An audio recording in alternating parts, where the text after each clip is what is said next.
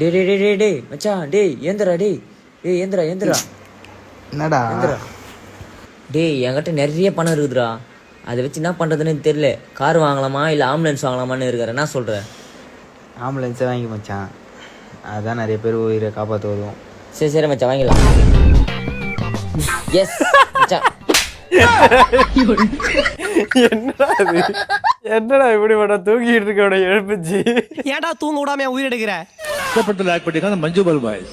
பார்த்து இன்னும் எது பால்டாயிட்டு